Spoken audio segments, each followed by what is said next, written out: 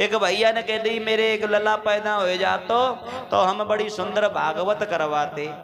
भगवान कान लगे जन्म कर्म में तुझे बात मुख से निकाली, चलो जब की इच्छा पूरी।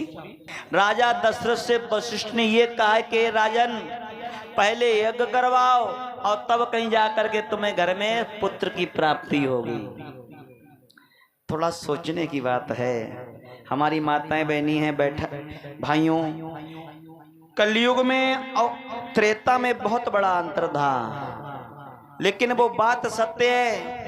वशिष्ठ जी राजा दशरथ से कह रहे हैं कि पहले यज्ञ करवाओ और उसके बाद में पुत्र की प्राप्ति होगी। और जब कलयुग में लोग पता क्या कह देते हैं, हे भगवान एक लला हो जातो तो हम तुम्हारी भागवत कब करवाते, कब लला हुई आप तो तब। और वशिष्ठ क्या कह रहे हैं, पहले यज्ञ करवाओ उसके बाद बेटा प्राप्त होगा। लेकिन कलयुग में आदमी कर्म नहीं फल की इच्छा पहले करता है।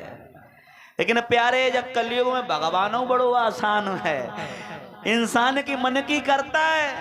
भगवान भी कहता है चलो तुम पहले ना बाद में तो करे हो तो भगवान भी तुम्हारी आजमाइश करता है। माता बहनों, एक भैया ने कह दी मेरे एक लला पैदा हो जातो हम बड़ी सुंदर भागवत करवाते। भगवान कान लगे जन्म कर्म में तुझे बात मुख से निकाली, चलो जब की इच्छा पूरी। भगवान ने बाके घर में एक लला बेटा पैदा कर दियो। और जब घर में बेटा पैदा हुई गो तो गांव वाले कान लगे कहे भैया तुमने कही थी भागवत करवाए लला हो जाए, अब तो तुम्हारे घर में बड़ो सुंदर लला होए गो, भागवत काय ना करवाए रहे। कान लगे भागवत तो खैर करवाए और बड़ी अच्छी करवाए, लेकिन लला ने को बड़ो हो जाए थोड़ो और पढ़े लिख के कहूँ नौकरी पे लग गया फिर बड़ी अच्छी कथा बहुत अच्छी कर रहे हैं। भगवान कान लगे जाना तो बड़ो लंबू वायदा कर दो। लेकिन प्यारे भैया भगवान के यहाँ देर है लेकिन अंधेर। भगवान ने बाके लला की नौकरी लगवाई दी।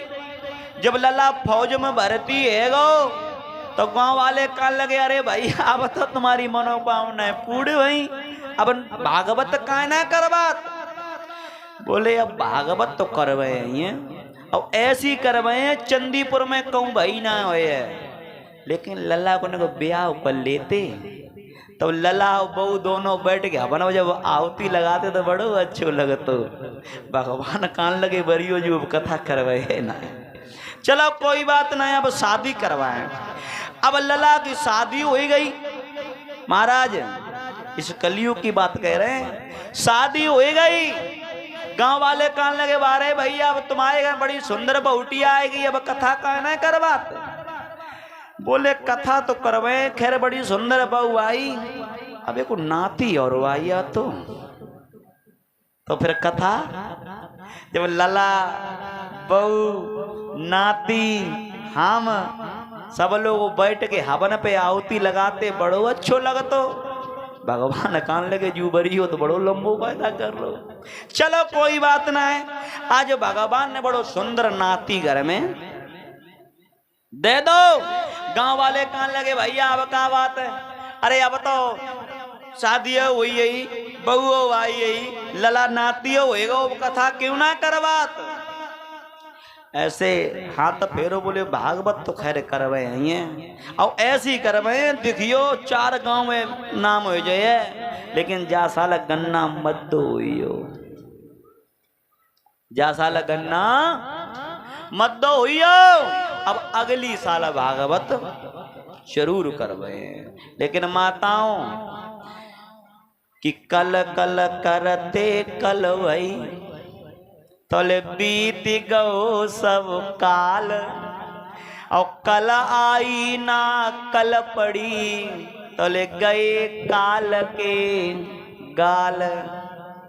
बाबा तोले खत्म हुई भागवत ना हो पाई। ऐसी कथा न जाने कितनी बोली है लोगों की, लेकिन कथा नहीं हो पाती है विद्वानों, क्योंकि मन में संतोष ही नहीं है। वशिष्ठ जी कह रहे हैं पहले यज्ञ करवाओ, उसके बाद पुत्र की प्राप्ति होगी। प्यारे भक्तों, यज्ञ हुआ।